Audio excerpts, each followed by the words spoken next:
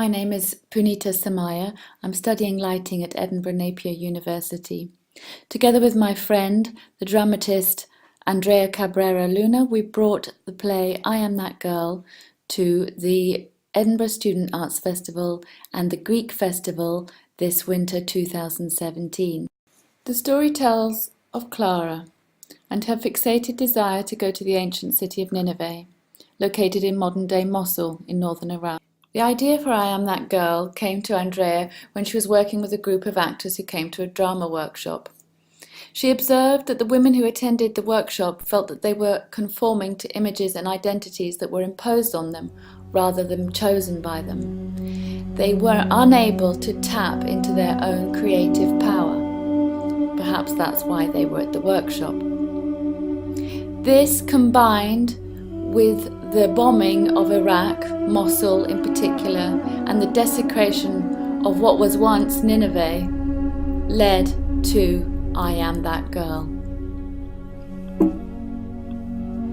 The recurring theme of Nineveh is described in music, and as the play begins, the chorus is sung by the actors, a chorus that describes Clara's longing and the redeeming power of the goddess Ishtar, who represents her profound need for spiritual freedom and self-determination, which seem to stand in opposition to being a wife and mother. There are 6 scenes, and each scene is a snapshot of Clara's life from the age of 8 to the age of 60.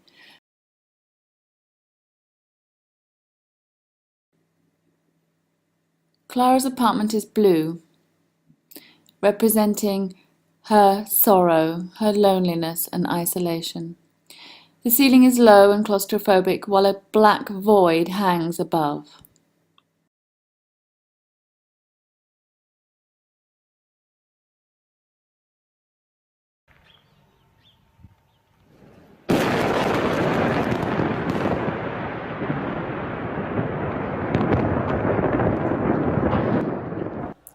This is Nineveh now, an ancient city destroyed.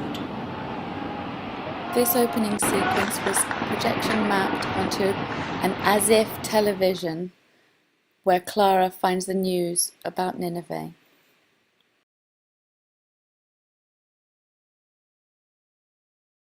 In this scene, Clarita is 8 years old.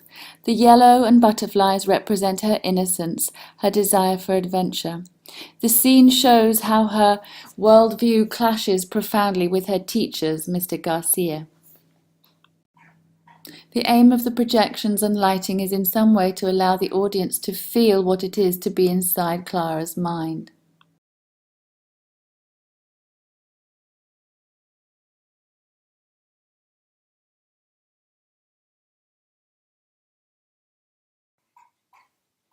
In this scene, Clara and her then-boyfriend Andreas are flat-sitting a cool apartment. He proposes to her, but she's obsessed with gaming and doesn't take him seriously. Physical theatre is fun and exciting for the actors. As Clara plays the game, her video game, she enters into it with her whole body and spirit. Playing the music, Andreas, her boyfriend, can't be heard.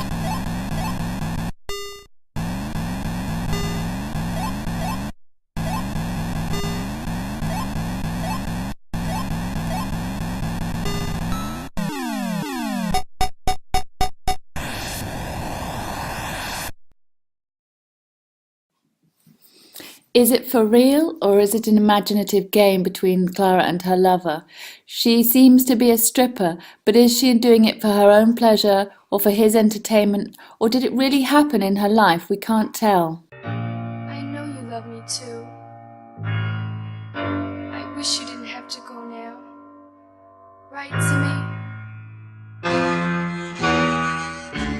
Seems like the other day, my baby went away. He went away, across the sea. It's been 2 years or so. In this scene, Clara is looking for work and trying to be the good woman, the good housewife, cleaning and looking after the apartment for Julio. In search for work, she's put on hold, and while the music plays, Vivaldi, she gets lost in her own dream world, enjoying the dust and the particles in the air. The rose petals denote her sensuality and her wish for freedom.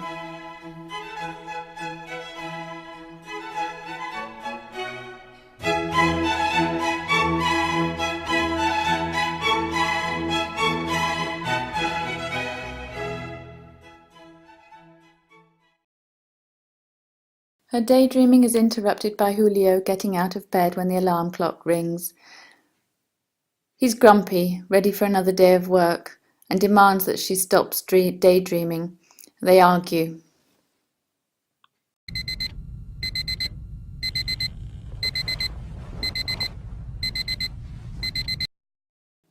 The soundscape works with the visuals to support the drama.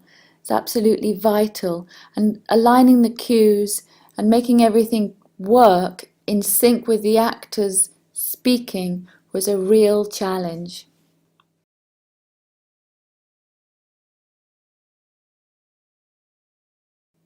After their bitter argument, he decides to leave her. She says, "I'll leave you first," and walks out into the storm.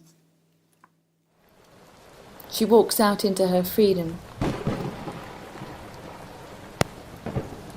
But it is not the freedom of Ishtar or Nineveh.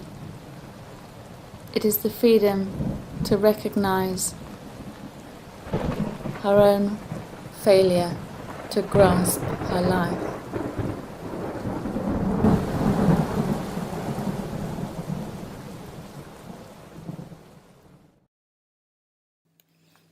The play ends as it began, with Clara in her apartment alone, this time preparing for her own suicide.